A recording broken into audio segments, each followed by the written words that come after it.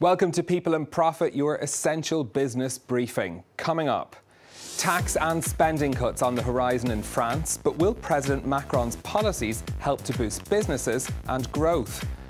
Aiming high, why more big brands are being tempted to invest in legal marijuana. And after complaints in Spain, Italy and elsewhere about over-tourism, Corsica debates quotas for visitors. First up, though, tax cuts for businesses and individuals and job cuts in the public sector. Emmanuel Macron's second budget is holding firm on his promise to cut France's debt and budget deficit. Businesses are among the winners in next year's spending plans, with tax cuts worth almost 19 billion euros. Not such good news, though, for public sector workers or pensioners, as Wasim Cornet now reports. A delicate balancing act in a diminished economic climate, as the French government unveils its 2019 budget with a focus on boosting private sector jobs and cutting public spending.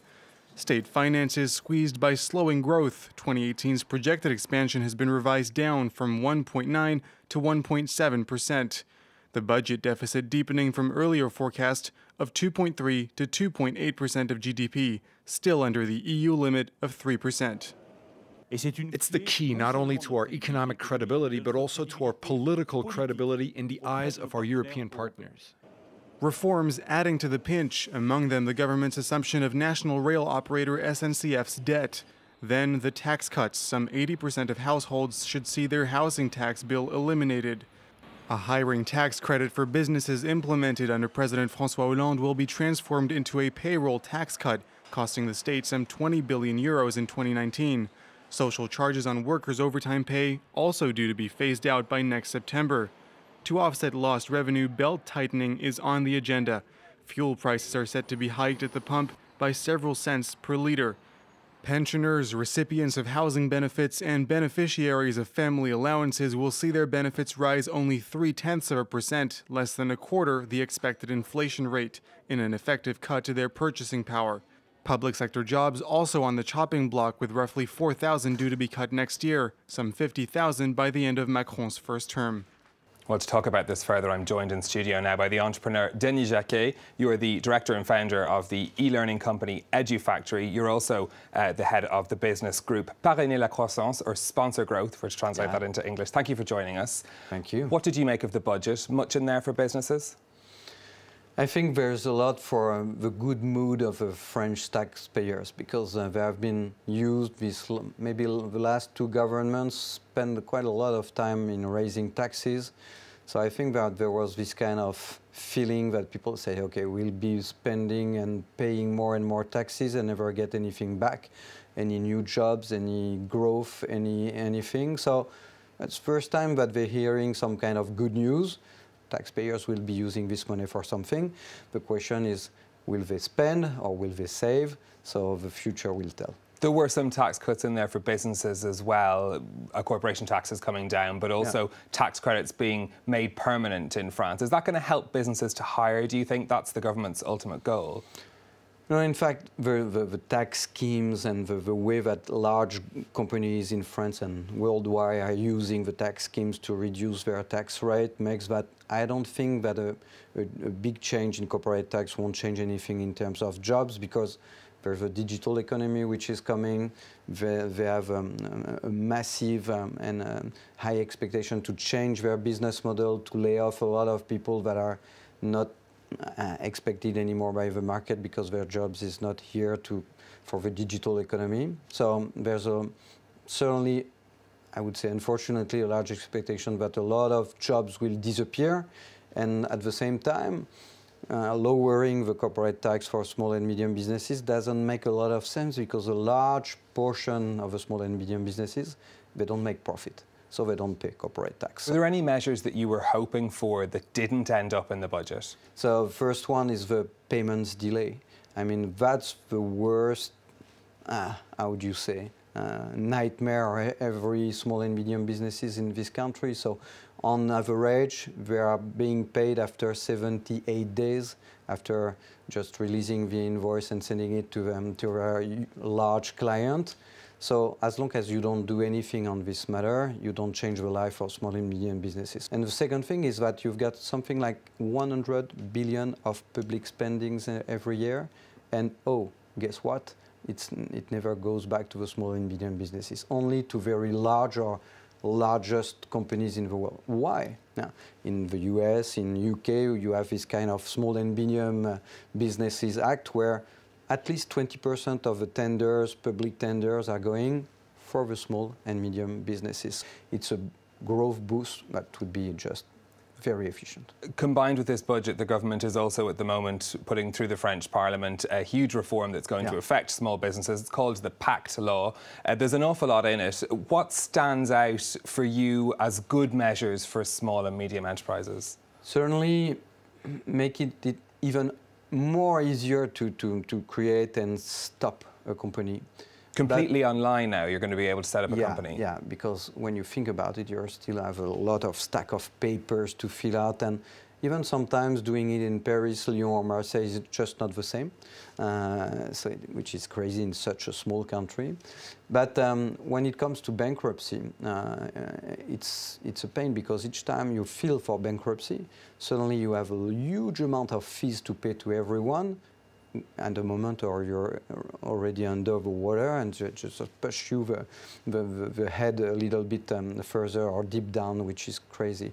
But more important than that, we try to convince the government that it would be good that your data, the information that you filled for bankruptcy, just disappear from all the databases, meaning that 5 years after, you go to your bank, they are just looking to your history and everything, and they don't find anything about you filing bankruptcy at some point. The argument being that hurts entrepreneurship if people can't start again. So making sure that the bankruptcy duration is shortened, that's nice. But making sure that this information disappears from all the databases would be a very, very nice news for a lot of entrepreneurs that failed sometime but can succeed the day after. So that's mainly it. So, but you know, we cannot complain because that's the first time that a government pay kind of attention to small and medium businesses. So that's something we should be proud and happy about. But certainly doing so many different measures instead of focusing on one or two very efficient ones would be, maybe it's a waste of time and energy. So it's a good sign, but not necessarily the good way of operating this kind of transformation that small and medium businesses need in France. Okay, Denis Jacquet from the business group Pareil La Croissance, thank you very much for coming in to speak to us. Now, next, it's not often you have a company releasing a statement saying that it's not interested in cannabis or in marijuana. But that's exactly what Coca-Cola had to do recently after reports that it was exploring new drinks infused with CBD, the non-psychoactive element of marijuana. Coke says it's monitoring the industry closely, but that no decisions have been made at this time. So Coca-Cola's not sold on the idea yet, but plenty of other companies are. Kate Moody's been looking into this. Kate? Well, Stephen, the marijuana industry is on a roll. 30 countries from Australia to Chile, plus more than half the US states, allow it for medicinal purposes, while Canada is set to join Uruguay as the second country to legalize recreational use. That will really revolutionize the marijuana market. Canadians are expected to spend over $1 billion on legal cannabis in the first 3 months. The biggest players in the industry are already based there. Shares of Kronos and Tilray are traded on the NASDAQ, while Canopy Growth, Aurora, and more than 100 smaller firms are listed on Canadian stock exchanges where there's less regulation.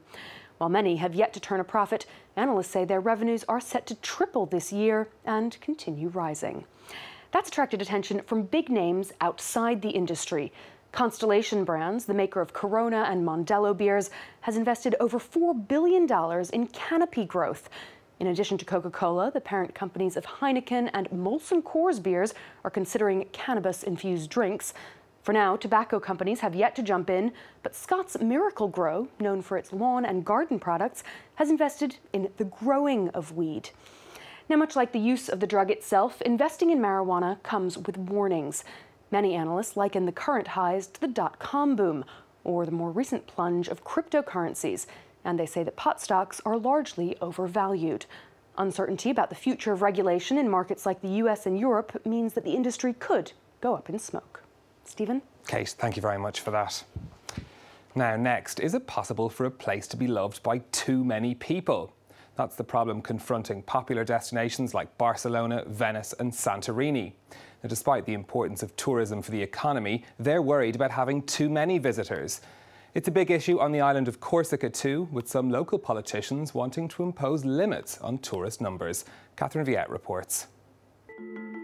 Miles of beautiful beaches with picturesque coastal towns, Corsica is a dream destination. And tourists flock to the French island eager to visit its natural parks and hike its craggy peaks. Tourism accounts for 25% of Corsica's GDP, but some politicians are concerned that too many visitors are damaging the island's national parks and causing overcrowding. The president of the Corsican parliament is considering establishing quotas, although the measure is illegal in France. We've put together a number of proposals that may require a legislative amendment. And then we'll have to speak with the government as well as with our representatives. With 1 out of 5 people working in the tourism industry on the island, the proposal is controversial. There are never too many tourists. They're always welcome here. Corsicans need to make a living. Without tourists, there would be no market, obviously. And tourists, too, have been offended by the suggestion. Maybe during the summer we won't come. If it's the way it has to be, but imposing quotas is perhaps too drastic.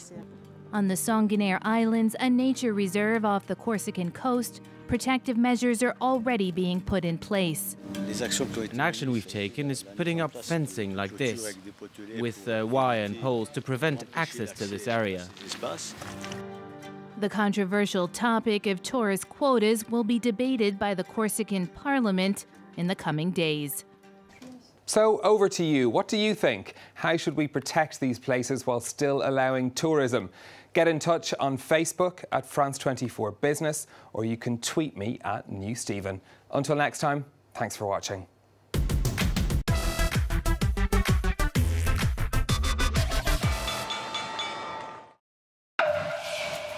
Eye on Africa, presented by Georgia Calvin-Smith.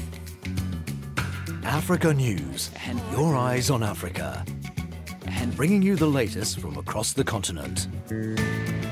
Eye on Africa, on France 24 and France24.com.